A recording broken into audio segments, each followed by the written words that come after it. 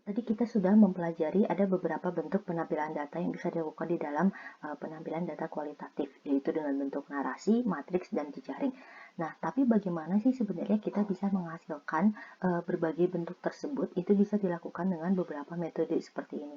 Yang pertama adalah methods of exploring, kemudian methods of describing, methods of ordering, methods of explaining, dan methods of predicting.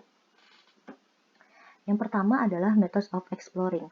Nah, biasanya digunakan selama melaksanakan studi lapangan sebagai bentuk rekapitulasi poin-poin penting di dalam pengambilan ataupun pengolahan data.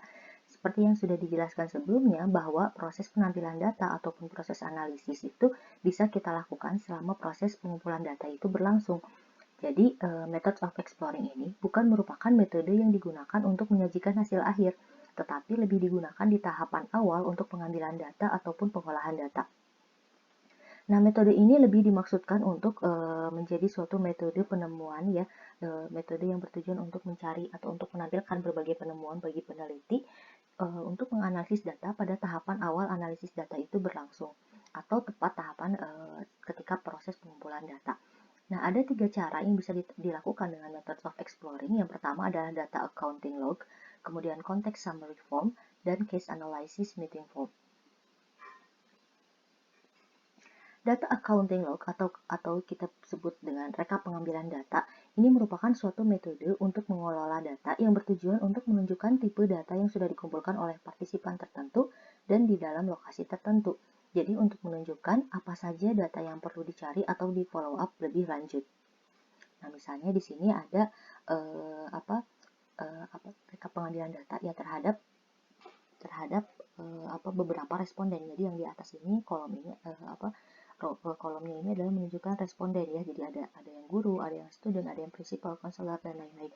Nah, kemudian ini ditunjukkan berapa kali interview yang dilakukan gitu ya. Interview pertama kali, interview kedua ini dilakukan kapan, lalu observasinya itu dilakukan berapa kali dan kapan, lalu apa saja dokumen yang bisa dikumpulkan dari orang tersebut, dan lain-lain. Jadi ini untuk memberikan rekap terhadap pengambilan data yang sudah dilakukan. Jadi ketahuan mana saja yang perlu di follow up, mana yang tidak usah di follow up lagi gitu. Nah, berikutnya adalah konteks summary form. Jadi intinya dengan konteks summary form ini menunjukkan rangkuman hasil data yang berhasil diambil ya, misalnya rangkuman dari pertanyaan-pertanyaan penting suatu ketika kita mengajukan proses ketika kita melakukan wawancara. Jadi setelah kita melakukan survei terhadap partisipan, kemudian kita membuat catatan lapangan berkaitan dengan hal tersebut. Nah, terkadang kita perlu untuk berhenti sebentar dan berpikir tentang apa saja konsep, tema, isu, dan pertanyaan utama yang perlu kita lihat ketika kita melakukan interaksi dengan partisipan ini. Nah, tanpa adanya proses refleksi tersebut, kita mungkin bisa terjebak ke dalam tingkatan informasi yang lebih detail yang sebenarnya tidak kita butuhkan. Nah, jadi si konteks summary form ini merupakan salah satu cara yang cepat dan praktis untuk melakukan pemadatan atau memadatkan informasi ya terhadap data di awal tanpa menghilangkan informasi dasar yang menjadi rujukannya. Dengan konteks summary form ini, kita bisa menangkap berbagai refleksi ataupun kesan penting lain yang tersedia untuk tahapan selanjutnya. Nah, konteks summary form ini bisa saja bukan dilakukan oleh surveyor di lapangan gitu ya, tapi juga bisa dilakukan oleh anggota tim peneliti lainnya ketika mereka membuat kesimpulan terhadap hasil wawancara yang sudah dilakukan. Nah, misalnya di sini dinyatakan ya bagaimana summarize information juga gitu ya dari setiap pertanyaan. Nah, di sini udah didapatkan atau belum, lalu kita sampaikan ini bagaimana sih gitu ya kesimpulannya gitu yang bisa kita nyatakan dari setiap pertanyaan ini. Yang berikutnya adalah case analysis meeting form. Jadi case analysis meeting form ini lebih seperti notulensi rapat ya, dengan menekankan pada poin-poin proses dan hasil analisis yang sedang berjalan. Misalnya kan ketika kita berkumpul gitu ya, ketika kita membicarakan tentang sesuatu dari hasil, ketika kita sudah membuka proses pengumpulan data, lalu biasanya kita di situ melakukan proses evaluasi ya, kemudian briefing untuk pertemuan selanjutnya dengan sesama anggota tim peneliti yang pergi ke lapangan atau dengan surveyor gitu misalnya. Nah, di situ kita melakukan proses rapat itu kan di situ harus ada notulensinya gitu ya. Notulensi atau catatan rapatnya.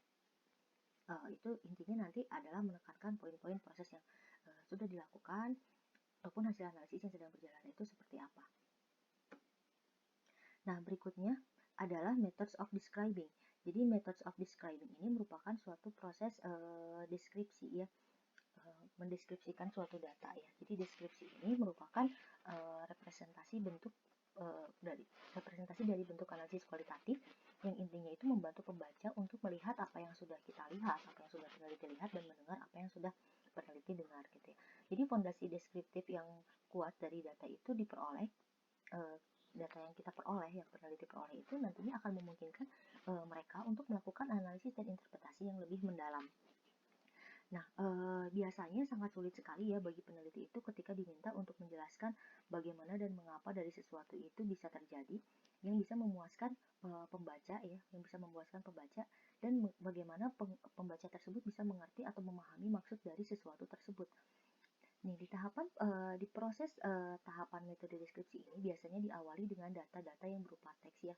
Kemudian data tersebut bisa diubah ke dalam bentuk coding, lalu kita bisa mencoba untuk mengidentifikasikan pola, kategori, tema, kemudian melakukan pengujian terhadap beberapa temuan yang pada dasarnya kemudian bertujuan untuk memberikan batasan struktur yang lebih mendalam dan berupaya untuk mengintegrasikan data-data tersebut ke dalam suatu bentuk kerangka deskripsi. Nah, ketika kita berbicara tentang transformasi data yang lebih data sebagai bentuk informasi yang lebih padat, yang lebih berkelompok, tersaring, dan berhubungan secara waktu, biasanya penelitian ini akan bergerak dari suatu rangkaian analisis yang memiliki data yang sangat banyak ya. Kemudian mereka akan merujuk kepada suatu pertanyaan, apa yang membentuk data tersebut gitu. Pertamanya kita menanyakan apa yang membentuk serangkaian data itu bisa menjadi banyak, dan kemudian kita memunculkan pertanyaan bagaimana dan mengapa sesuatu itu terjadi. Nah, ketika kita ingin menggambarkan bagaimana dan mengapa ini, maka kita bisa menilainya dari 3 hal. Yang pertama adalah menggambarkan partisipan ya, yang berupaya untuk melihat hubungan dinamis antara orang-orang yang menjadi objek dari penelitian, kemudian menggambarkan variabel yang berupaya untuk menggambarkan spektrum dari apa-apa yang dari banyaknya variabel yang ditemukan di lapangan. Lalu yang berikutnya adalah describing action ya. Describing action ini adalah untuk mendokumentasikan berbagai pengalaman dan proses dari partisipan di dalam bentuk yang lebih sistematis. Menggambarkan yang pertama tadi menggambarkan partisipan itu bisa dilakukan salah satunya adalah dengan 2 cara. Yang pertama adalah role ordered matrix yang mencoba untuk menjelaskan karakteristik dari partisipan. Jadi dengan role ordered matrix ini kita menggambarkan karakteristik penting yang relevan dengan penelitian dari berbagai partisipan yang dijadikan yang terlibat di dalam penelitian kita. Lalu dengan role ordered matrix ini kita juga bisa meringkas dan membandingkan berbagai perbedaan persepsi dan peran setiap orang mengenai topik-topik tertentu yang kita pertanyakan atau yang kita ajukan, yang kemudian memungkinkan peneliti tersebut untuk membandingkan ataupun mempertentangkan perbedaan-perbedaan tersebut. Nah, misalnya ditampilkan ya, karena dia bentuknya matriks, maka dia ditampilkan di dalam bentuk tabel. Jadi di sini ada tabel contoh mengenai pemangku kepentingan dengan peran dari pemangku kepentingan tersebut. Jadi dari hasil analisis yang sudah dilakukan, kita membuat pemetaan terhadap peran dari setiap pemangku kepentingan tersebut. Nah, berikutnya adalah konteks chart.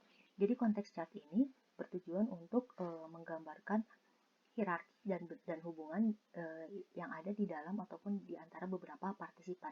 Jadi bentuknya ini bisa berbentuk grafik atau map yang menjelaskan hubungan atau hierarki antar aktor. Konteks chart dia bisa berbentuk jaringan yang dipetakan ya tadi di dalam bentuk peta gitu ya, yang dibuat di dalam bentuk peta grafis gitu.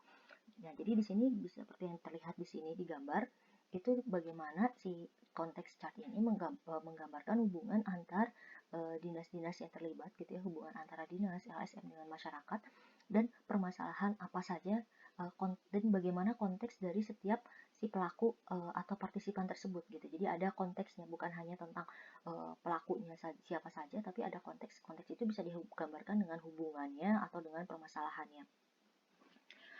Nah, biasanya salah satu tantangan yang dihadapi ya oleh peneliti kualitatif adalah bagaimana membuat pemetaan dari si konteks sosial ini, gitu ya, pemetaan tentang konteks sosial dari berbagai tindakan individu itu dibuat gitu ya secara akurat dan ekonomis tanpa terlalu rinci. Jadi intinya bisa ditampilkan di dalam bentuk peta yang mudah, konteks chart ini dibuat dengan lebih efisien harian gitu, bisa dibaca dengan mudah. Nah, oleh karena itu kita perlu melakukan si konteks chart ini ya, yang dimana konteks chart ini bisa memberikan informasi tadi tentang konteks sosial dari setiap individu secara ekonomis namun tidak terlalu rinci gitu. Jadi banyak peneliti kualitatif yang percaya bahwa tindakan yang dilakukan seseorang itu tentunya harus dapat dimengerti konteksnya, dan konteks-konteks tersebut tidak bisa kita abaikan atau kita biarkan ya, tidak kita masukkan ke dalam penelitian kita. Jadi apa yang dimaksud dengan konteks ya? Jadi konteks itu bisa kita lihat secara langsung sebagai aspek relevan dari suatu situasi yang berkaitan dengan di mana orang tersebut berada, misalnya siapa saja yang terlibat, kemudian riwayat kontak terakhir dari orang tersebut dan lain-lain ya, atau misalnya berkaitan dengan hubungannya dengan pihak lainnya. Begitu juga dengan aspek relevan lain di dalam sistem sosial di mana posisi seorang tersebut berada, misalnya orang tersebut berada di mana, di rumahnya atau di sekolah atau di kantor gitu. Nah, contextual chart juga tadi selain berbentuk grafik atau map yang menunjukkan konteks dari setiap para pelaku, juga bisa menunjukkan hierarki di dalam suatu organisasi.